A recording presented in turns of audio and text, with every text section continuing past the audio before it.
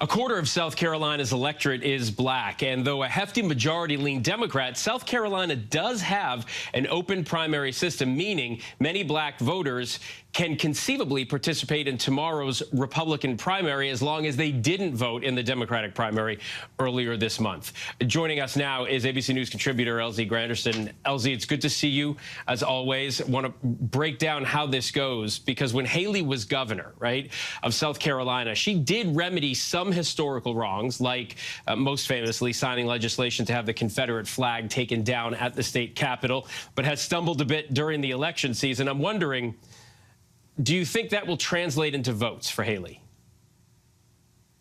You know, I smiled when you mentioned Haley, righting some of the wrongs of South Carolina's past, because she has done a very good job of rebranding herself as someone who was involved in taking the flag down. But it doesn't take very much, research to find that she actually has defended the flag quite often. She was an elected official in South Carolina as early as 2004. There was a ban by the NCAA for having any championships being held in the state because of the Confederate flag. And you can't seem to find anything from Nikki Haley from back then confessing that she wanted the flag being brought down. In fact, a year before she brought the flag down, she actually was defending the flag being up, saying no CEO had complained about it. So she's done a very good job of rebranding herself around that one issue. But the reality is that the black voters in South Carolina have not forgotten her record. Yeah, and I think most recently then there was when she was asked the cause of the Civil War, and she failed at first to say slavery.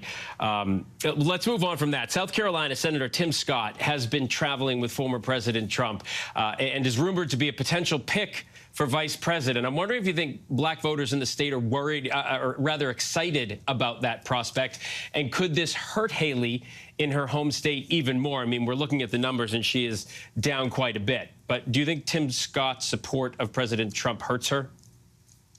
I'm sure his support hurts her with a certain kind of voter. But his influence with black voters, I think, is quite questionable, considering he hasn't been able to drum up a lot of black interest for himself, let alone be able to be in position to actually endorse anyone with the blessings of the black community as a whole.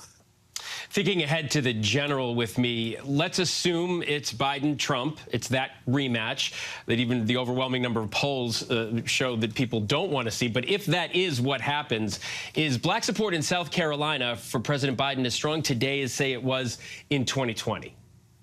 No. Biden's support with black voters isn't as strong today anywhere as it was in 2020, in large part because 2020 was a very special and unique year when you think about everything that we had going on.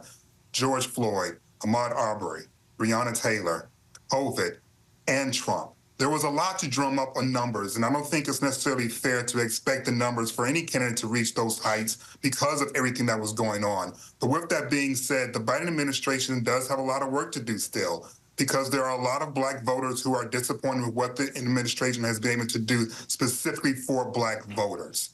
Yeah, and that's something that the campaign needs to be keenly aware of. LZ Granderson. LZ, thanks so much. Always good to see you. Thanks for having me, Phil. Hi, everyone. George Stephanopoulos here. Thanks for checking out the ABC News YouTube channel. If you'd like to get more videos, show highlights, and watch live event coverage, click on the right over here to subscribe to our channel. And don't forget to download the ABC News app for breaking news alerts. Thanks for watching.